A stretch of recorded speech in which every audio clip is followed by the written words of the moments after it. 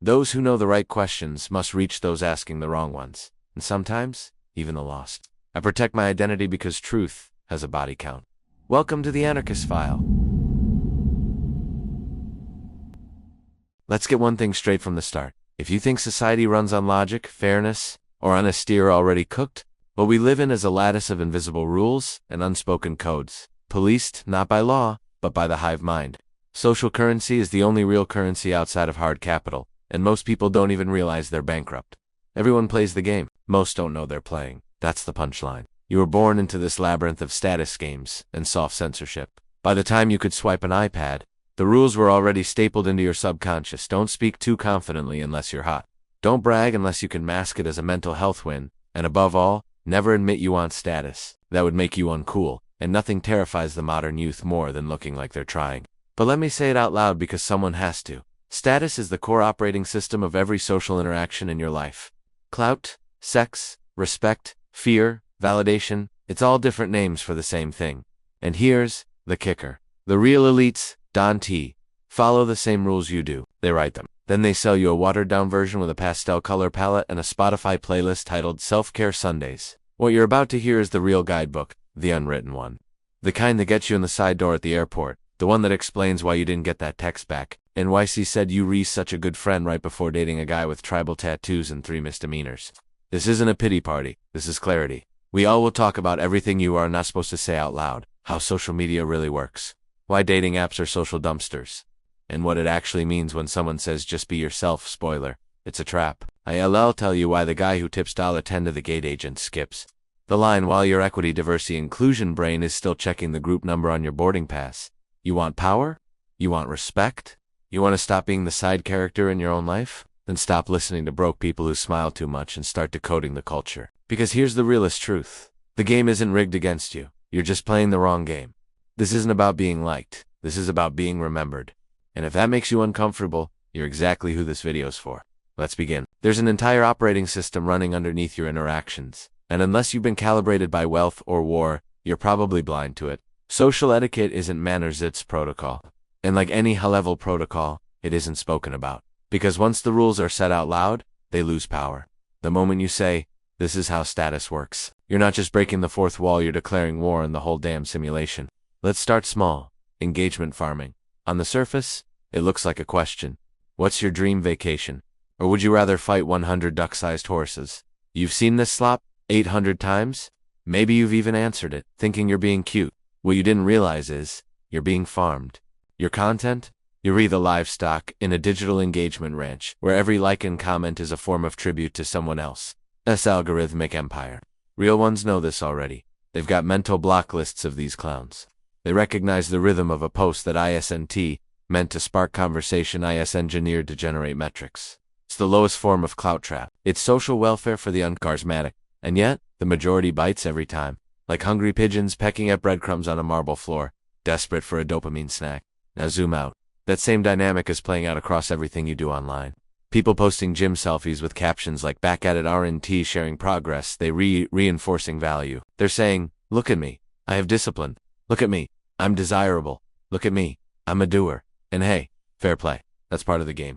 But if you Don T understand what that post is actually doing, if you rereading the message instead of the metadata you read, not a player, you're a pawn. Here's the irony. The most visible people online are often the least respected. Why? Because real power is quiet.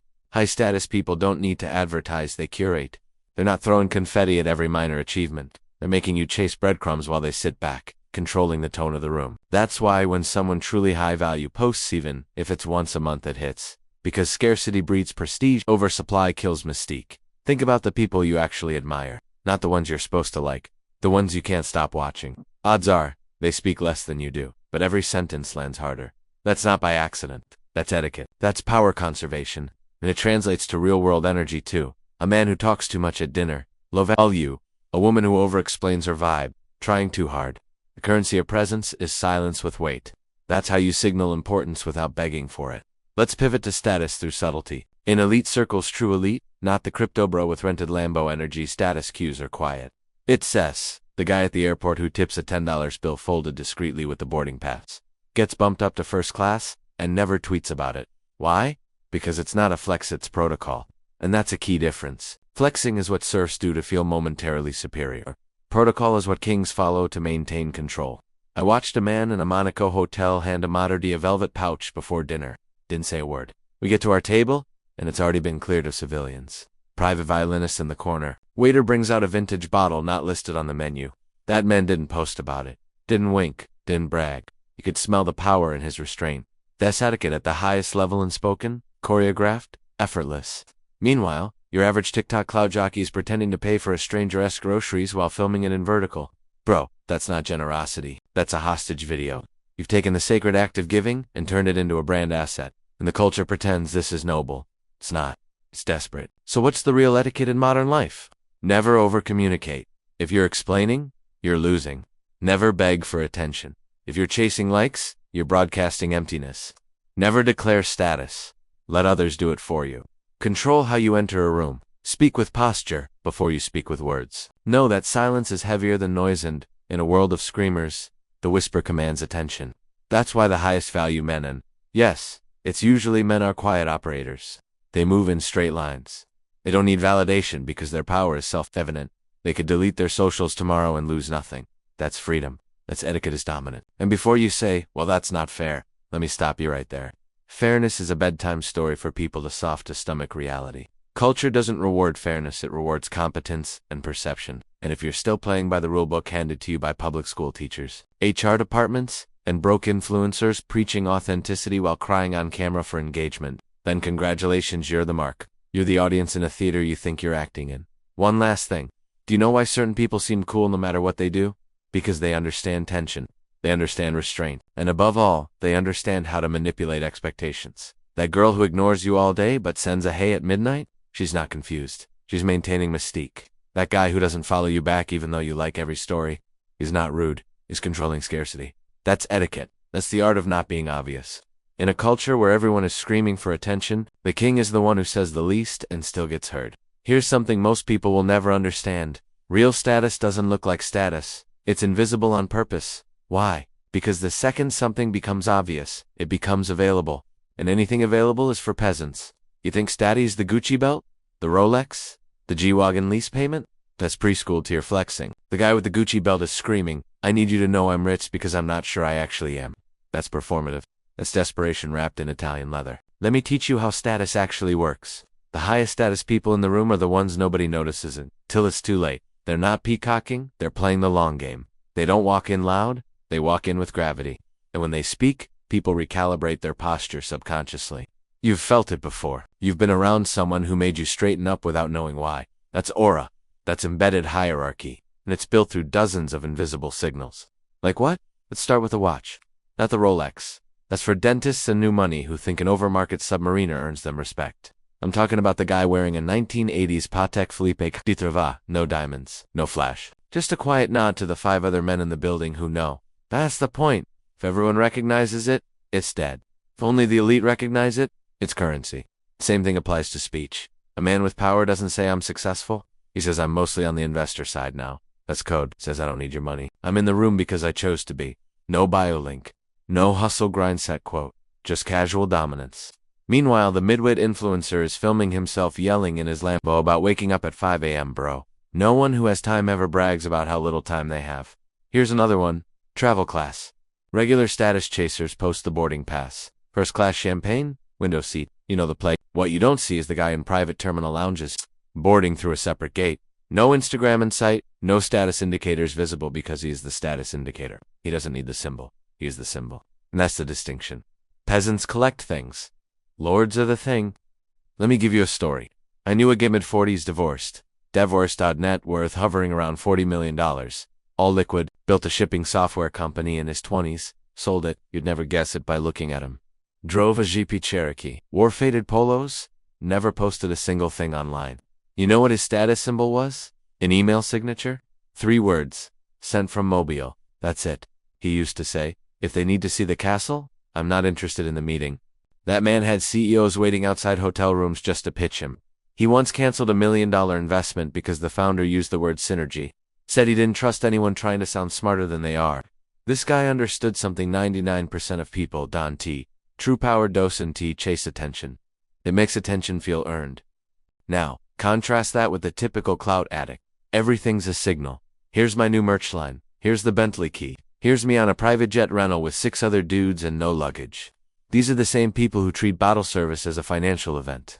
Like, congratulations, you paid $600 for something that costs $80 because you need strangers to think you were impressive. That's not status. That's public self-financing. You're paying to be perceived. And by the way, if your flex requires context, it's not a flex. Saying this jacket is $2,000 makes you sound like a mall cop with a trust fund. Saying nothing and having someone else point it out. That's status. Having someone else apologize for not recognizing the brand. That's hierarchy in motion. There are levels to this. Entry-level flex, clothes. Mid-tier flex, assets. High-tier flex, autonomy. Elite flex, options. The most terrifying man in the room is the one who doesn't care what the room thinks, because he doesn't need it, because he could be anywhere else. That's why power looks like indifference. That SI, the guy who not smiling in photos, is always the one everyone asks about later. Let's talk about women. No filters, no coddling. No, we're all equal kings and queens TikTok platitudes. Just game theory, market dynamics, and evolutionary truth. Because dating isn't romance, it's strategy. And if you don't understand the game board, you're not just losing, you're being used. Start here. Men want sex. Women want commitment from popular men. That sentence alone will fry the circuits of every gender studies grad who thinks feelings override reality. But that's the truth. Not every man, not every woman, but enough of both that it defines the market. Now strip away the poeticism, and what do we have? A hierarchy, a brutally efficient pyramid where the top 10% of men weather, that's measured in looks, wealth, social influence, or charisma get access to 90% of the female attention. Not love, not loyalty. Attention. It's the new currency, and it spends just like cash in the dating economy. Here's how it works. A girl posts a photo. 100 men like it. 5 slide in her demise. She responds to one. Who? Not the polite one. Not the guy with the dog in his bio talking about how he respects women. No. She replies to the man with no profile pic, 12 followers, and the audacity to type pull up. Why? Because status isn't about kindness. It's about perception, mystery, risk, and unfortunately, risk feels like power. And power is the ultimate aphrodisiac. You want proof? Watch what happens when a man walks into a room with money, silence, and a good jawline. He doesn't even have to speak. The air shifts. Women feel it before their minds register it. He hasn't earned it by being nice. He hasn't begged for it. He's simply not chasing. And that alone places him higher on the hierarchy than 98% of men who are emotionally available and professionally invisible. Let's go deeper. Dating apps are a litmus test for who holds leverage in the marketplace. Tinder, Hinge, Bumble, they're not tools. They're diagnostic reports. Swipe data shows us exactly what the unfiltered instincts are. Women swipe right on the top 20% of men. That's it. The rest are ghosts, non-entities. Meanwhile, men will swipe on 80% of women, hoping the God one will throw them a pity match. That's not preference. That's desperation versus selectivity. That's supply and demand doing exactly what it always does, rewarding scarcity and punishing abundance. And modern culture, with all its equality slogans, has done nothing to flatten that curve. If anything, it's amplified it. Hypergamy is on steroids. Why settle for Chad from accounting when Crypto King 47 just dropped $8,000 on dinner and didn't even post about it? Now enter the idea of, it's just your turn. If you've never heard this phrase, you haven't suffered yet. It's the cynical mantra of every man who thought he was building something real, only to realize he was a glorified layover on her trip to Mr. Final Form. You were her emotional support, her therapist, her filler chapter between toxic lovers. But she left you the moment she leveled up socially, economically, or physically. She was never yours. It was just your turn. That hurts to hear. But pain brings clarity. It forces you to reevaluate your value proposition. Because if she's a 7 chasing a 9, and you're a 6 with a good heart, guess what? You're the stepping stone, the beta placeholder, the warm body, until a yacht's invitation drops. And this isn't even malicious. It's instinctual. Just like men are biologically programmed to spread seed, women are wired to select the best possible maitna, the nicest, the best. And once she perceives that she can do better, loyalty folds. Do you think marriage changes that? Let me tell you a story. Guy gets married at 29, sweet girl. Traditional values. They build a life. Mortgage. Golden retriever. Brunch on Sundays. You're 7, she starts going to Pilates alone. You're 8, she's on antidepressants. You're 9, she's texting just friends from high school. Divorced by year 10, he loses half his assets in custody of the kids. Why? Because the game never stops. Commitment doesn't erase desire. And if a woman senses her value is climbing while yours is stagnating, she's out. Not overnight, but eventually, brutal. Sure, but fair game. Now this doesn't mean all women are ruthless. It means that society gave them an open marketplace and removed the penalties for trade-ups in men. Men are playing catch-up in a game that changed while they were still being told to just be yourself, and confidence is key. Let's talk about confidence. Every average man is told it's the most attractive trait, but what they don't tell you is, confidence only works if you can back it up. Otherwise, it's delusion. And delusion in a man reads as creepy, not charming. So you build your life first. You earn your leverage. Then you speak like a god because you walk like one. That's why high-status men date in rotations, not out of malice, out of awareness. Because loyalty isn't currency anymore. Leverage is, and the man who has options commands the room. The one who doesn't, he negotiates for attention. Women sense this instantly. The guy who takes hours to text back because he's genuinely busy gets more respect than the simp who double texts emojis and good morning. Beautiful, like he's offering prayer. One moves with sovereignty. The other moves like a slave. So where does that leave you? Here. If you're not where you want to be romantically, you're probably where you deserve to be, economically and physically. That's not an insult. That's an audit. Women are mirrors. They reflect your value, not your intentions. You can't affirm your way into attraction. You build, you level up, and you detach. The most dangerous man isn't the one who hates women. It's the one who doesn't need them. He's the one they chase. Because power is magnetic. And the second you stop orbiting the feminine and start creating gravity of your own, you become rare. And rarity, my friend, is what wins in every marketing, including this one. You want loyalty? Become the man she's afraid to lose. Not because you're controlling, because you have options, and options are earned. Let me show you how the top 0.01% actually flex. Spoiler, it's not on Instagram. In the modern world, the most potent symbols of status don't scream, they whisper. They don't ride shotgun in a G-Wagon with fake designer bags and a bottle of cassis. They glide in silence through invisible layers of access you didn't even know existed. Because real status is never about showing off. It's about who can violate norms and get away with it. Let's start with the NFX. The power move of the high-status man isn't, look at me, so you can't even find me. No blue check, no overcheck, no day-in-the-life vlogs, where he tells you how hard he's grinding. Just silence and presence. He posts once every 6 months, if that, and when he does, the likes fall like dominoes, because everyone is conditioned to wait for it. That's scarcity. That's leverage. Now compare that to the algorithm slaves out here pumping out 7 reels a day to beg for validation. Clown work. They're the court jesters of the digital kingdom, dancing for likes and reposts while the real kings sip espresso behind firewalled calendars and ignored D-Miz. Real status is quiet. It's in the absence of needing to prove anything. Let me paint you a picture. I know a guy, quiet crypto money, full passport, zero internet presence. When we met, he was wearing a faded hoodie, off-brand sneakers, and didn't even carry a phone. You'd assume he was a background character. Until we walked into a private club and the hostess handed him a key. Not a room key, a vault key. The type they don't offer to the public. He nodded. No thank you, and asked if the chef was on shift.